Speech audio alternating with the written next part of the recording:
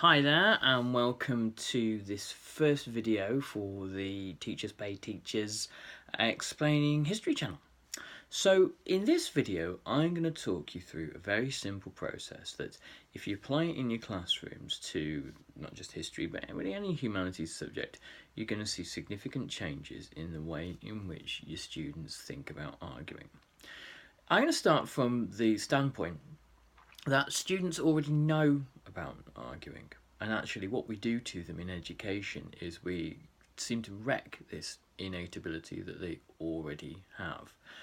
Language, conversation, discourse, discussion, the things that people engage in every day, from talking about sports to music to movies to politics, is full of the basic structures of debate. So people do what we ask them to do in essays naturally anyway. It's just when we get them to sit them down in front of an essay, they seem to forget this because obviously something terribly wrong has gone in education. Okay, so here's a little practice.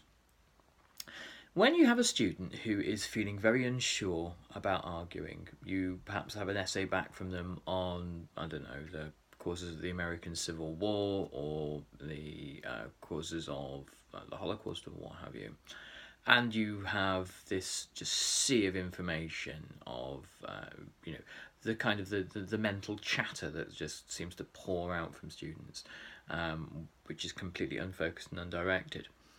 Start by asking them to not think about history for a while and focus on something that they are interested in, that they are crucially an authority in, outside of any kind of academic work. So it could be something to do with sports, it could be something to do with music, it could be something to do with, I don't know, Marvel's Avengers, something like that. Something where there's going to be a great sea of niche kind of pop culture knowledge.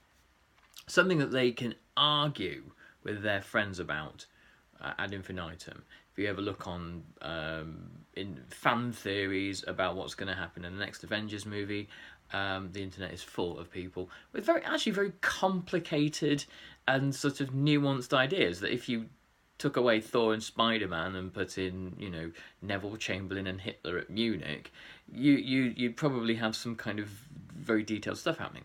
Anyway, ask them a question based on this. Okay, so to what extent in the last Avengers movie had Doctor Strange made the right ideas? That kind of thing. Or to what extent in this kind of sporting championship is such and such the best footballer, boxer, what have you? They're gonna give you an answer. So this is the kind of judgment that you want to be drawing out for them, and then so they will give you a judgment on Doctor Strange or a boxer or a footballer or Kanye West or what have you. And once you do that, you ask them to what extent was Doctor Strange in the Avengers right? To what extent is such and such a footballer the best player in the league or what have you?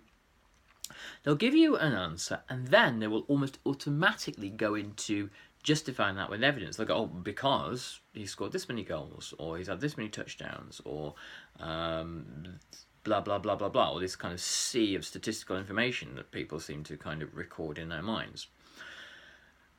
So then you can stop them and go, no, look what you've just done. Okay, you have given me a judgment. Of all the things you could have said about a particular footballer, about Kanye West, about Doctor Strange, about Spider-Man, about whatever, you said this one specific thing. You chose a line of argument. And then what you did automatically is you selected evidence to support that line of argument, and that is your essay. If I sat you down and gave you an exam paper on the Avengers or football, you'd be able to answer it and you'd be able to get an A grade. So you were already, in arguing terms, actually, in your own thinking, an A grade student. All you need to do is take that structure and apply it to subject knowledge. If you have the subject knowledge, you're doing exactly the same thing as that which you normally do. you're making evaluations and value judgments.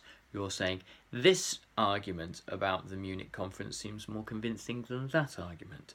This explanation for events unfolding as they did seems more convincing than that one.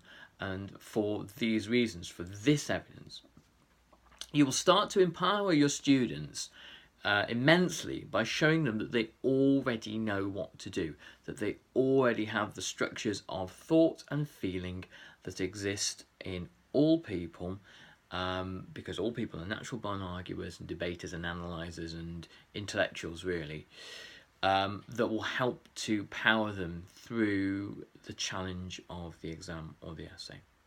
Thanks very much, and I hope you found that useful.